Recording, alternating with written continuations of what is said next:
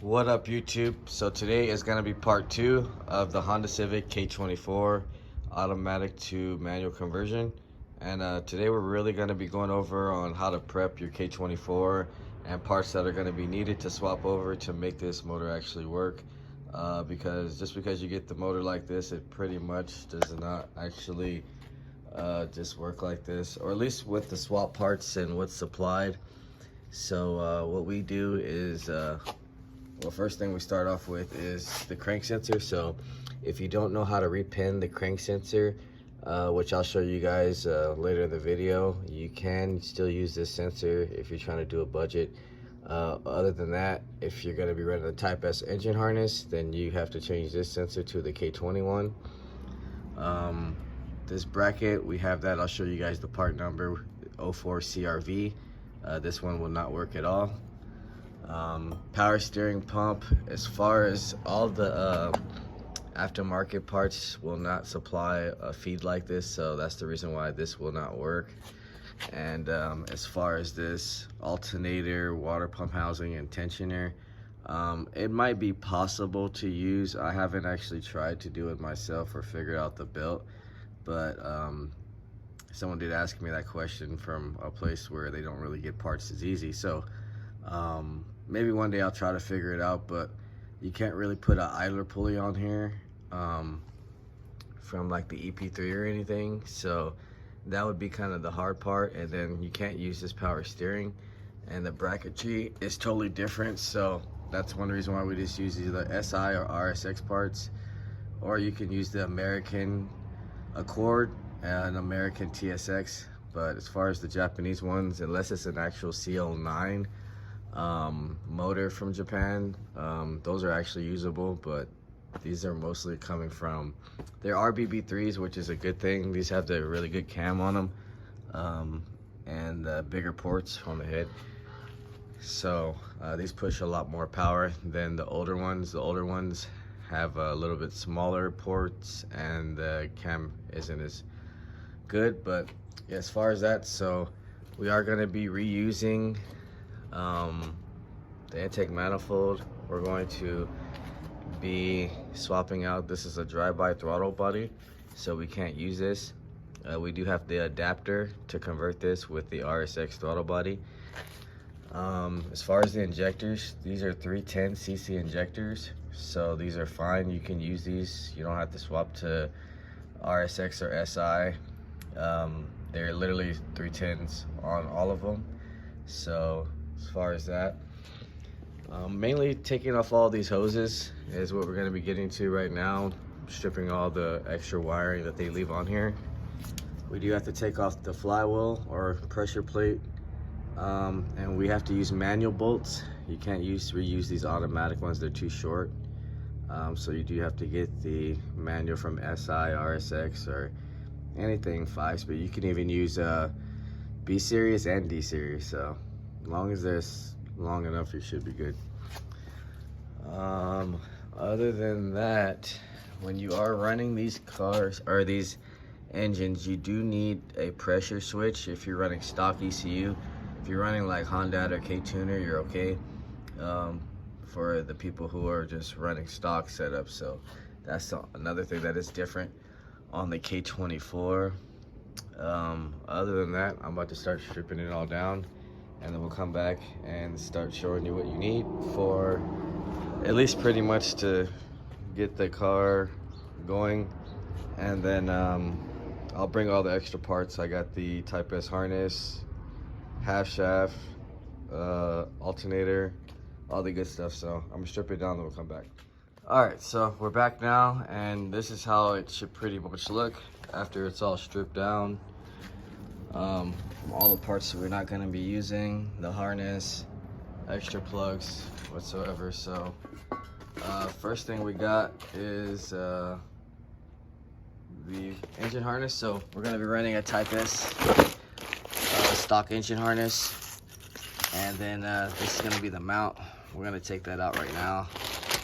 And then this is the adapter, I believe, for the RSX throttle body. And then we gotta bring over the water pump housing, and we're going to be repainting the crank sensor on here. And pretty much we got to take off these little valves, because when the adapter, it doesn't allow you to use these, so we got to take these off. And then we'll pretty much come back and at least get the harness on, the motor mount bracket, and the adapter, and then we'll come back and see what we're gonna do next. All right, so we're back now. We got the post mount over here. So this is the part number for it, if you guys want to look it up, but like I said, it's just an 04 CRV. I believe to 08 is the same. We got our plug from the JDM, so I'll show you guys. Pretty much all you have to do is lift this tab up and then pull the 3 pins out, replug it, and you're good. So that's done. The whole engine harness is pretty much ready. Now, as far as the throttle body, I was gonna switch over and use this adapter, but I found a K24 actual cable throttle body, so I'm just gonna use that because it looks more stocker and it'll look more factory.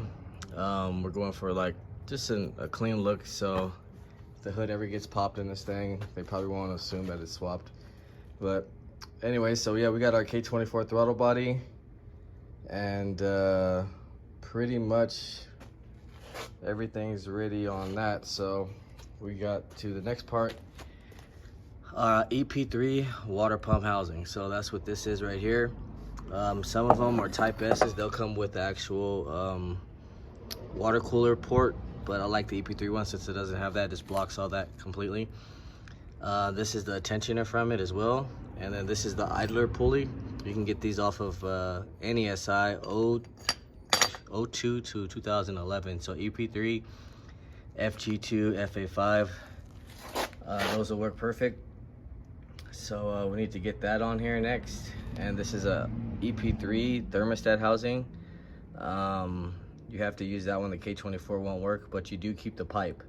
So the K24 pipe goes onto the RSX or EP3 base, or RSX base or EP3 thermostat. I believe the type S is the same as well as far as the thermostat housing. So we're gonna get that on here next, and then yeah, after we get that on, we got to get some Honda Bond, so I got to go to the store real fast, get some of that, and then we'll get that covered. And as far as the actual starter, all starters are all the same. It's just this little, the actual signal, that plug is actually different, but you can make your own or force it in there, take the actual rubber piece off. As far as that, knock sensor as well, it all depends on which charge harness you're using. So if you're using a type S charge harness, you're gonna have to change to the type S knock sensor. If you're using EP3, you're fine, you won't have to worry about that. Now as far as the charge harness, you might as well go to the harnesses, because this is one of the harnesses that you need. You can make it, most JDM motors do come with this, so the plug might not actually match, but you can take the wires up and just you know, solder them together maybe, or you can make your own harness, basically what I'm saying. It only consists of the knock sensor and the starter input, but that's something you can, like I said, that should be wired directly, but you can take this off too and just disconnect it from your stock harness, which is this right here. So since these plugs are different, you can actually take this off and just cut it and bring it to this one, and then same with these wires. So you can actually make your own charge harness from the JDM one. You don't have to buy it if you didn't get one. And then you have to run this wire, extend it all the way to your fuse box, and then this will just plug into your alternator, and that's pretty much it. The other side of it is just running a straight power from your actual starter to the battery, and that's pretty much it. So I mean, that's how you make your own starter or charge harness, what it consists of. So we're gonna get these parts on here, and then we'll come back and see what we gotta do left.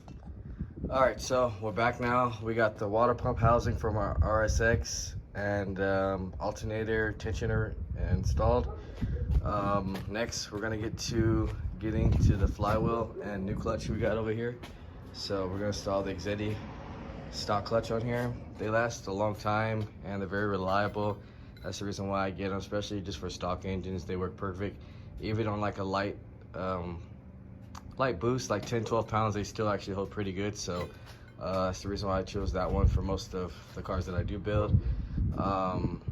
We do got our 6-speed transmission. So this is from a 05, 06 RSX Type S. One way to tell, you can look up the number right here, or you can also look to see it should have, this is for your reverse lockout. So only 6 speeds have this, 5 speeds won't.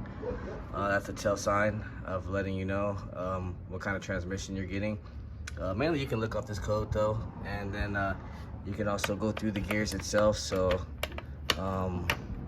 down is usually, that's reverse right there, and then right here is neutral. So if you go slightly down, that'll be first, second, or that might actually be 6th and 5th.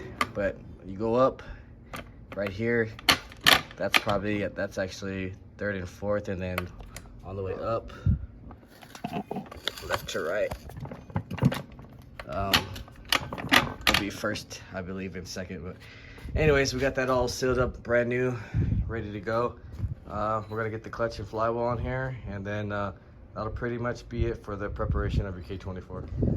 All right, so we're back. We got our new clutch, new flywheel, light flywheel on here, 6-speed transmission, and that's pretty much it for this video, guys. To kind of go over everything, this is an 05, 06 harness, 05, 6 Type S transmission, JDM k24 TSX, water pump housing, EP3 base RSX, alternator tensioner pulley. We got our CRV post mount, and we got our cable throttle body for this manifold, basically. Stock OEM clutch, RSX thermostat housing, and that's pretty much it as far as putting the K series together. Now, as far as the clutch, I use the 6-speed Type S. Whenever running a clutch and flywheel, they have to match. So if you do run a 5-speed clutch and flywheel, the 6-speed transmission will work, but you cannot use 5-speed clutch on a 5-speed or a 6-speed clutch and 5-speed mix. They have to remain the same flywheel to clutch, but when it comes to transmissions, they'll work on either or, so you don't have to swap them over.